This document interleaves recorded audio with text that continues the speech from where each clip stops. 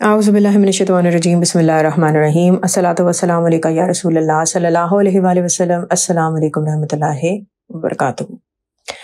हजूर पाक सल्लल्लाहु अलैहि वसल्लम के नबूवत का दावा करने के बाद कुरैश अक्सर इस बात पर हैरान होते हैं कि हजूर सल्लल्लाहु अलैहि वसल्लम तो पढ़े लिखे नहीं हैं, ना ही कोई उस्ताद है, ना ही वो किसी के शागिर्द रहे हैं, तो फिर अल्लाह ताला का कलाम जब उन पर नासिल होता है तो ये क्या माजरा है। इस सवाल का जवाब वो खुद ही घड़ लाते हैं और कहते हैं कि हुजूर सल्लल्लाहु अलैहि वसल्लम जब आमिर बिन हिजरी के पास जाते हैं तो उनके रूमी गुलाम, जिसका नाम जबर कहा गया, बाज़ जगह यईश, यसार, यलान कहा गया, तो उससे सब कुछ सीखते हैं और वो गुलाम जो है तौरात और इंजील पढ़ लेता है। इस इल्ज़ाम का जवाब अल्लाह ताला सूरह नहल की आयत नंबर 103 में कहते हैं, और हमको मालूम है कि ये लोग कहते हैं कि इसको यानी हुजूर सल्लल्लाहु अलैहि वसल्लम को एक आदमी सिखाता है। जिस शख्स की तरफ वो इशारा करते हैं उसकी ज़बान अजमी है और ये कुरान साफ अरबी ज़बान में है। कुरैश परेशान है कि नए इस्लाम लाने वालों पे हम जुल्म शदीद कर रहे हैं, लेकिन फिर भी ईमान लाने वालों की तादाद बढ़ती जा रही है। तब नज़र बिन हारिस, जो कि एक बहुत ही तजर्बाकार इंसान था और बहुत से मुल्कों को घूम चुका था, उसने एक तजवीज़ दी। वो कहता है कि यस्रब में बहुत से यहूदी आबाद हैं जिनके पास आसमानी किताब का इल्म है और वो आने वाले नबी के बारे में बहुत सारी मालूमात रखते हैं। क्यों ना हम उनके पास जाएं, उनसे पूछें कि मोहम्मद सल्लल्लाहु अलैहि वसल्लम के सच्चा नबी होने का कैसा पता चलेगा। हो सकता है वो हमारी कुछ मदद कर दे। इसके बाद नज़र बिन हारिस और उकबा बिन अबू मुईद जाते हैं, यस्रब के यहूदियों से मिलते हैं और तौरात में बताई गई आखिरी नबी की निशानियां पूछते हैं। यहूदी उल्मा कहते हैं कि तुम मोहम्मद सल्लल्लाहु अलैहि वसल्लम के पास जाकर 3 सवाल जो हम तुम्हें बताएंगे वो पूछना। अगर वो उनके जवाब सही दे दें तो वो सच्चे नबी सल्लल्लाहु अलैहि वसल्लम है, और अगर नहीं तो फिर वो झूठे हैं।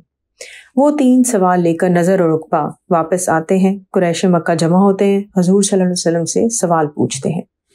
पहला सवाल ये था कि वो नौजवान कौन थे जिन्होंने गुजरे ज़माने में जालिम बादशाह के खौफ से अपना वतन छोड़ा था ताकि बादशाह उन्हें कुफर पर मजबूर न कर दे। दूसरा सवाल ये था कि वो सियाहत करने वाला शख्स कौन था जो ज़मीन के मशरिक और मगरिब के किनारों तक गया। तीसरा सवाल ये था कि रूह की हकीकत क्या है। रसूलुल्लाह सल्लल्लाहु अलैहि वसल्लम तीनों सवाल सुनकर कहते हैं कि कल आना इन सवालों के जवाब दूंगा। हजूर सल्लल्लाहु अलैहि वसल्लम अल्लाह ताला की तरफ से वही का इंतज़ार करते हैं। दिन गुजरता है, रात गुजरती है, फिर कई और दिन भी गुजरते हैं। कुरैश सोचते हैं कि यकीनन हजूर सल्लल्लाहु अलैहि वसल्लम अल्लाह ताला की तरफ से भेजी जाने वाली वही का इंतज़ार कर रहे होंगे, वरना अगर उन्होंने अपनी तरफ से जवाब देने होते तो अब तक जवाब दे चुके होते। इसी इंतज़ार के दौरान ये भी कहते हैं कि काश हमने पहले ही यस्रब के यहूदी उलमा से ये सवाल पूछ लिए होते। हज़रत जिब्राइल अलैहिस्सलाम हजूर पाक सल्लल्लाहु अलैहि वसल्लम पर सूरह कहफ की आयत लेकर नाजिल होते हैं। आयत नंबर 23 और आयत नंबर 24 में ये कहा जाता है कि और तुम किसी काम की निस्बत यूँ ना कहो कि मैं इसको कल कर दूंगा, मगर ये कि अल्लाह चाहे, और जब तुम भूल जाओ तो अपने रब को याद करो और कहो कि उम्मीद है कि मेरा रब मुझको भलाई की इससे ज़्यादा करीब राह दिखाएगा। इस आयत में इंशाअल्लाह का लफ्ज़ इस्तेमाल करने के लिए कहा जाता है।